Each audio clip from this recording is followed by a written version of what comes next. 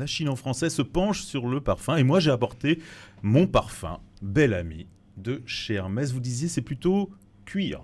Ah oui, c'est une note cuir absolument envoûtante, magnifique, très segmentante. C'est-à-dire que c'est pas un parfum qui va être porté par tout le monde. Donc vous n'êtes pas dans le flot, l'autoroute de la malheureusement. Comme les autres, vous n'êtes pas comme les autres. Oui, Voilà, je sais. vous avez beaucoup de personnalité. Et en fait, les parfums de la maison Hermès sont particulièrement chics, particulièrement raffinés. Et aujourd'hui, vous avez une femme parfumeur qui compose tous les parfums de la maison depuis maintenant à peu près 2 ans, qui s'appelle Christine Nagel, qui a une véritable plume. Et je pense que les prochains qu'elle sortira, vous devriez les essayer parce que vous seriez agréablement surpris. Elle a d'ailleurs reçu énormément de prix cette année avec sa création pour femmes, Twilly d'Hermès, que vous pourriez essayer. D'accord. Qui est très intéressante parce que c'est très épicé. Twilly vient de sortir chez Hermès? Oui, il est sorti en 2018. D'accord. En fait. Oui, parce que Voilà. c'est nouveau. Comme je suis très Hermès aussi en ce moment. Oui, très intéressant. J'ai essayé de retrouver mon 3e parfum, mais là, je ne le trouve pas. Donc, ça Donc viendra. là, vous disiez, c'est plutôt cuir. C'est Alors, pas tout à fait les tendances du moment. Par exemple, le numéro 1 des ventes pour hommes, Invictus, c'est plutôt pamplemousse, note marine, feuille de laurier et ambre gris. Oui, en fait, Invictus, je pense que c'est pas du tout votre...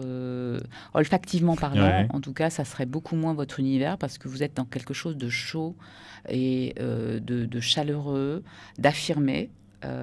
Et de solide.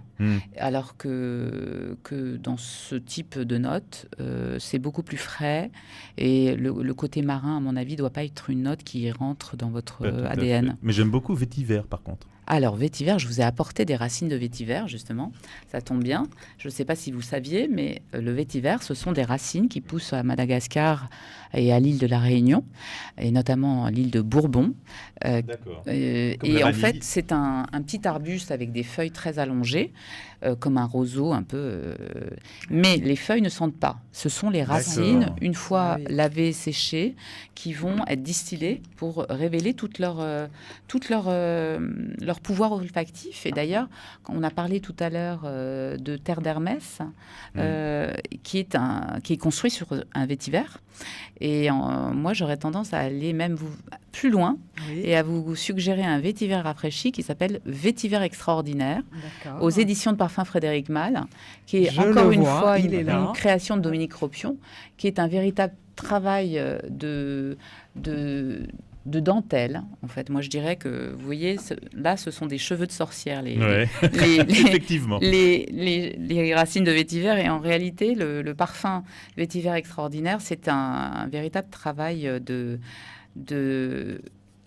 précision et d'orfèvrerie, parce qu'en fait, le parfumeur a réussi à rafraîchir ce vétiver qui est tellement... Qui parfois peut être un peu qui peut rappeler les cendres femme, chaudes. J'ai pas le droit de le porter. Non, en fait, c'est un parfum unisexe. En fait, il faut savoir que les parfums, au départ, n'ont pas de sexe. Jusqu'à la fin du 19e, on partait un parfum pour soi sans aucune limite. C'est une véritable invention marketing que d'avoir dit c'est un parfum pour homme, c'est un parfum pour femme. Moi, il m'est arrivé de porter des parfums pour hommes, mais qui utilisent des notes qui seront plus poudrées, comme l'iris, par exemple. Déjà. Oui, ça peut vous plaire, véritablement. Parce que vous avez une véritable fraîcheur en tête. Et en même temps, il est très, très construit, très aérien. Vous voyez ? J'aime bien. Et avec des notes d'agrumes, quand même. Voilà, très frais en tête. Très pamplemousse, et selon les très peaux, poivre rouge. Il faut quand même l'essayer sur sa peau. Ah, toujours. Ouais. Alors, toujours, ne jamais acheter un parfum sur un coup de tête, mais plutôt prendre le temps de l'apprivoiser. Parce que finalement, ce parfum va devenir votre amant le plus fidèle. C'est toujours lui, c'est toujours vous qui décidez de le quitter, jamais lui. Donc en fait, il faut prendre le temps, vous le vaporisez sur le poignet et vous le laissez évoluer au moins une journée. Oui, c'est ça. Et vous le sentez et le ressentez sur le poignet comme ça régulièrement pour voir comment il évolue sur votre peau, puisque en fonction de votre pH, de votre acidité de peau, il n'aura pas forcément les mêmes tonalités que sur votre voisine ou sur un ami sur lequel vous avez pu le sentir et sur lequel il va vous plaire.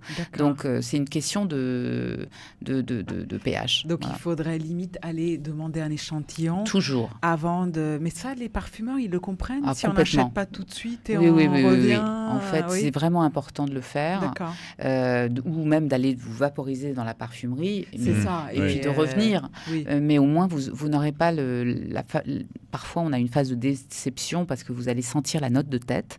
La note de tête, ce sont les notes les plus légères, les plus volatiles, qui vont durer à peu près 20 minutes, qui vont s'évaporer au bout de 20 minutes. Et ce qui est très important pour fidéliser et se familiariser avec son parfum, ce sont les notes de cœur et les notes de fond. Les notes de cœur et les notes de fond, c'est le cœur, c'est les 2-3 heures suivantes d'évaporation du parfum. Oui. Et le fond, c'est le sillage, les 6 heures suivantes. C'est ce qui reste dans un ascenseur, dans un escalier. C'est ce qui va faire que vous allez identifier quelqu'un à son odeur, à son parfum, quand vous ouvrez une armoire, quand vous rentrez dans une voiture, etc. Et donc, en fait, c'est ce qui va faire que vous allez l'aimer ou pas. Et donc, très souvent, vous allez plus sentir les notes de tête, ce qui est un petit peu dommage. Mais alors, si on en remet souvent, on sait presque gâcher son parfum, parce qu'on n'a pas le temps de sortir. Non, vous n'allez pas le gâcher, mais peut-être que vous êtes sensible aux notes de tête et vous avez très envie de conserver cette fraîcheur. Ouais. En tout cas, je lis dans Vétiver extraordinaire, donc une bouffée de fraîcheur, bergamote, poivre, rose et orange amer. Donc il y a quand même de la rose. Et c'est ça. Non, c'est du poivre rose. Poivre rose, oui, pardon. C'est un poivre qui est beaucoup plus frais, beaucoup plus fusant, beaucoup plus pétillant que le poivre noir qu'on utilisait plutôt dans les années 80-90. Et aujourd'hui, en fait, c'est véritablement un exploit de pouvoir extraire l'odeur de ce poivre rose avec de nouvelles techniques extrêmement modernes. La technique vient aussi, les nouvelles techniques viennent aussi en aide aux créateurs. Complètement, la palette et la qualité des matières premières a beaucoup évolué. C'est le cas notamment pour le patchouli. Le patchouli aujourd'hui, il est fractionné, ce qui fait qu'on a beaucoup moins les odeurs de moisis et de champignons qu'on pouvait avoir il y a 10 ans ou 15 ans. Donc ça a beaucoup changé pour ça. Alors Diane, là on parle de nos goûts. LCF, la Chine en français, effectivement, fait ce pont en permanence entre la France et la Chine. Est-ce que vous pensez que donc la Chine, avec pays que vous connaissez, avec lequel vous allez travailler, nous nous sommes rencontrés à Bonjour Brand notamment autour de ces thématiques, comment dire, est-ce qu'il y a un passé dans l'historique chinois qui fait qu'ils vont être spontanément vers d'autres parfums par rapport à nous, ou c'est complètement subjectif? En fait, je pense que il y a deux courants. Il y a le côté olfactif lui-même qui va faire appel à des référents que vous avez déjà dans votre culture olfactive, qu'elle soit consciente ou inconsciente, notamment toutes les cérémonies de l'encens en Chine, la qualité de certains bois pour fabriquer notamment les meubles et les bains. Les rituels, et puis la cérémonie du kodo, enfin la cérémonie de certains encens, de faire brûler certaines résines, certains bois. Et puis en même temps, vous avez tout ce qui est marque. Je pense qu'il y a une énorme influence et un énorme pouvoir de projection que peuvent avoir les marques ou certaines personnalités, puisque je crois que les Chinois sont très sensibles aux personnalités plus qu'à la marque elle-même. Donc avoir des égéries peut avoir une influence sur le succès. Mélange de choses. Mais il y a de plus en plus de curiosité et de volonté de connaissance.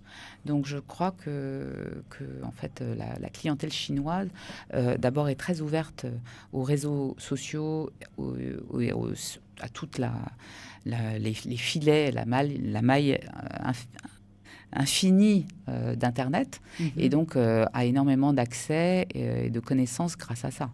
Donc il ne faut pas négliger ce genre d'éléments pour leur proposer des produits qui leur correspondent. Et pour ceux que ça intéresse, je cite juste une exposition Parfums de Chine, la culture de l'encens au temps des empereurs, qui a lieu au musée Musée. Cernouski jusqu'au 26 août. C'est la maison Dior qui soutient cette exposition, création exclusive de son parfumeur créateur François de Machy. Voilà. Vous nous aviez aussi apporté des lectures qu'on mettra dans le podcast de Absolument, cette émission. des incontournables. Des incontournables, le que Peut-être sais-je pour sur le cet été, parfum, le parfum de Patrick Suskind, évidemment, et le parfum des origines à nos jours d'Annick Le Guéret et les aphorismes d'un parfumeur de Dominique Ropion dont vous parliez tout à l'heure. Voilà. Un dernier mot sur celui qui vous a le plus marqué parmi ces Le dernier livres que j'ai lu, en fait, c'est Aphorisme d'un parfumeur. J'en ai un tout petit peu Oui, parlé tout à l'heure. Absolument.